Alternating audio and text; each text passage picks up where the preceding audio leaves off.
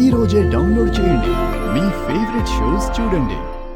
ఇక ఈ మధ్య కాలంలో మనందరం చేసుకునే పనులు ఏంటి? కూర్చుని చేసుకునే పనులు.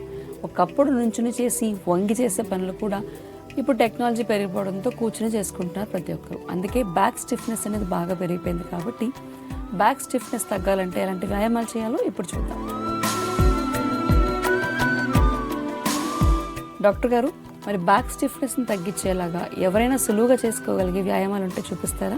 మోకాళ్ళ నొప్పులు ఉన్నవారు, బాగా తొడలో సీట్ ఎక్కువ ఉన్న లావున్నవారు, అనేక రకాల ఇతర సమస్యలు ఉన్నవారు, నేను బయటికి వెళ్ళలేను నడవలేను అన్న వాళ్ళు కూడా బోర్లా పడుకుని కాస్త పిల్లలు బోర్లా పడుకుని కాళ్ళు ఇట్లా మడిచి ఆడుకుంటారే, అలాంటి ఒక ఆటలాగా హ్యాపీగా చేయగలిగే వ్యాయామాలు 3 రకాలకు ఇప్పుడు ఎలా చేయాలో చూడండి.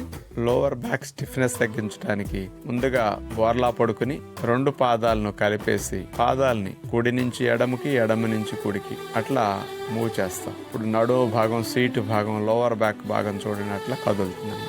ఛాతీ భాగం, రొమ్ము భాగం, చేతులు అట్లాగే ఉంటాయి. నడుము నుంచి కింద భాగం వరకు అట్లా రొటేట్ చేయాలి, ఇటించి అటు అటించి ఇటు. దీనివల్ల ఫ్లెక్సిబిలిటీ బాగా పెరుగుతుంది, స్టిఫ్నెస్ బాగా తగ్గుతుంది. ఇలా 10-15 రౌండ్స్ చేసిన తర్వాత రెండో వ్యాయామం అలాగే బోర్లా పడుకుని 2 కాళ్ళని మోకాళ్ళ దగ్గర మడిచి పైకి లేపుతాం పాదాలని. 2 కాళ్ళను కుడివైపుకి అట్లా పక్కకు వాల్చేసేయాలి, ఒకదాని పక్కన ఒకటి. తర్వాత నెక్స్ట్ ఎడం వైపుకి, అలా కుడివైపుకి, మళ్ళీ ఎడం వైపు. ఒకదాని పక్కన ఒకటైతే ఫోల్డ్ అయినప్పుడు కూడా అడ్డం రాకుండా అట్లా చేయటానికి అవకాశం ఉంటుంది. లోవర్ బ్యాక్ ఫ్లెక్సిబిలిటీకి ఇది చాలా మంచి వ్యాయామం. కీళ్ళ మధ్యలో జిగురు పెరగటానికి కూడా ఇది బాగా ఉపయోగపడుతుంది. ఇక 3వ వ్యాయామం అలాగే బోర్లా పడుకుని ఎడమ పాదాన్ని కుడి మోకాలు వెనక భాగంలో అలా పెట్టేసేసి ఎడమ కాలుని మోకాల దగ్గర నుంచి లేపి అట్లా ఫోల్డ్ చేస్తాం. 2 కాళ్ళను లేపి ఎడమ వైపుకి అట్లా తీసుకెళ్లి నేల కానించాలి. ఆ తర్వాత కాళ్ళను మార్పిడి చేసి కుడి కాళ్ళని ఎడమ మోకాలు వెనకాల వేసి ఈసారి కుడివైపుకి తీసుకొచ్చి అట్లా ఎడమ పాదాన్ని కుడివైపు ఆనించాలి. మరలా కాళ్ళ మార్పిడి చేసి ఎడమ వైపుకి. 2 చేతులు అట్లాగే ఉండాలి, భుజాలు కూడా అలాగే ఉండాలి, నడుము మాత్రమే ట్విస్ట్ అవ్వాలి, అప్పుడే ఫలితం బాగా వస్తుంది.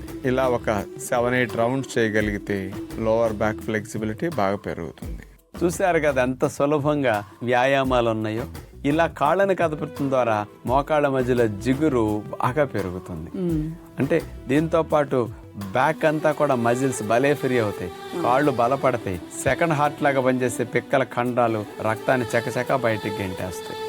అన్ని లాభాలు ఇట్లాంటి వాటి వల్ల వస్తాయి. పొడుకుని చేయగలిగే వాటి మడాల నొప్పులు, కాళ్ళ నొప్పులు ఎక్కువ అవ్వకుండా ఈ లాభాలన్నీ మనం పొందడానికి ఇవి అవకాశం కలిగిస్తుంది. ఇక ఈరోజు మన కార్యక్రమంలో భాగంగా డాక్టర్ గారు బ్యాక్ స్టిఫ్నెస్ని తగ్గించే వ్యాయామాలన్నీ చూపించారు. మరి సులువుగా చేసుకునేలా ఉన్నాయి కాబట్టి బ్యాక్ స్టిఫ్నెస్ సమస్యతో బాధపడే వాళ్ళు, ఆ సమస్య రాకూడదు అనుకునే వారు కూడా ఈ వ్యాయామాన్ని ప్రయత్నించండి. డాక్టర్ గారు, మన కార్యక్రమంలో ప్రేక్షకులందరికీ కూడా ఆరోగ్యానికి సంబంధించి ఏవైనా డెఫిషియన్సీస్ వస్తే మనం ఎలా డీల్ చేసుకోవాలి, ఇన్ఫ్లమేషన్ లాంటి సమస్యలకి పరిష్కారం ఏంటో కూడా గుర్తు చేశారు. ధన్యవాదాలు. ధన్యవాదాలు.